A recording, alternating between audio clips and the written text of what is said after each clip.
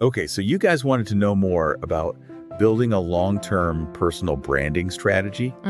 We heard you, Yeah, and we dove deep into a bunch of sources, absolutely. all about how to craft a roadmap for how you want to be seen in your field You got it. and how that can open doors to awesome opportunities. Definitely. I'm so excited to break this down Why, me too. because it feels like there's so much noise out there about just build a brand, but what does that even mean? Right. You know, It's a question everyone's asking. Yeah, so let's start with the big picture. Okay. What really stuck out to me from everything we read was this focus on setting those big picture goals for your personal brand. Yeah. And I don't mean just I want to be successful. Right. Because what does it even mean? It's so vague. It's so vague. Yeah. You have to define it for yourself. We're talking about I want to be the go-to person for X Exactly. or write the definitive book on Y. Yes. Those kinds of goals. Those are good goals. And I think, having that clarity early on Totally. can make such a huge difference. Totally. What do you think? Yeah. I mean, think about it. It's like having a North Star for all your efforts, right? Yeah. If you know you want to be a thought leader in sustainable tech, everything you do, from the content you create to the people you connect with, should lead you closer to that vision. I love that analogy of the North Star Yeah. because it's so true. It keeps you on track. Right. It's so easy to get distracted Absolutely. by all these different shiny objects. Oh, yeah, for sure. But if you have that North Star, it helps you stay focused. Yeah, it guides you. And speaking of focus, one thing that all the sources kind of kept hammering on was the importance of content.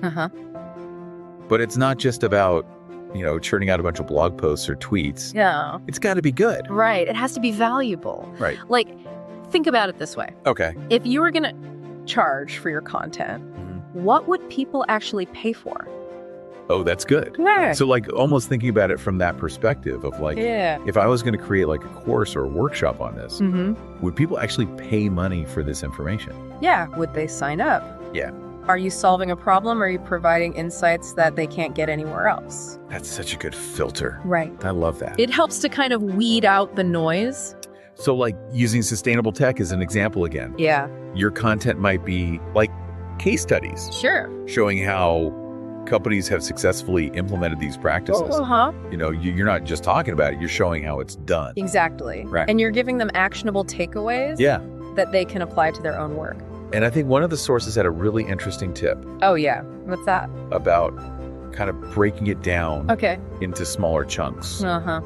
Instead of thinking about building content forever, Right. just focus on the next 3 to 6 months. Yeah, that's a great idea. Does that make sense?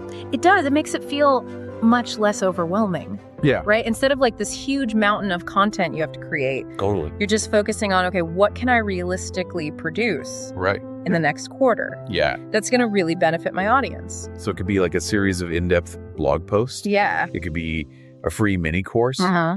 Even just consistently engaging on social media Absolutely. with insightful commentary. Yeah, just being present Right. and sharing your expertise. It doesn't have to be this massive undertaking. Right. It can be just showing up consistently. Consistency is key Right. with valuable content. Okay, so we've talked about goals, we've talked about content, but even with the best content in the world, we can't forget about What's that? the human element. Right. Networking is still so important. It is absolutely crucial. What do you think? I mean, think about it. Building relationships is how you amplify your brand, how you get your name out there. Yeah. It's not enough to just create great content. Right. You have to connect with people Yeah. who share your interests, Yeah. who can learn from you, and who you can learn from in return. And those connections can turn into collaborations, Absolutely. referrals, Yeah, all sorts of amazing opportunities. definitely. Right. So where do you even start with that? Well, there are so many different ways to network these days. I mean, obviously, conferences are great. Yeah. If you can attend industry events, Mhm. webinars are another fantastic option. Oh, yeah. Webinars are huge. And then you have online communities, Right. like LinkedIn groups, Facebook groups. Yeah. There are so many places where you can connect with people. And I think it's important to be intentional about it too. Oh, yeah, for sure. Right? Not just randomly showing up, Right? but thinking about, okay, Yeah. who do I want to connect with? Mm-hmm. What kind of conversations do I want to have? What value can I offer? Okay. Yeah. And how can I add value Exactly. these conversations. It's a two-way street. It is. It's all about building those genuine relationships. Right.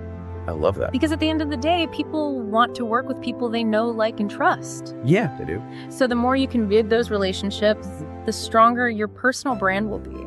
So we've got our goals. We're creating awesome content. Yeah. We're networking like crazy. Yeah. But how do we make sure our brand stays relevant, like, as we grow and as things change?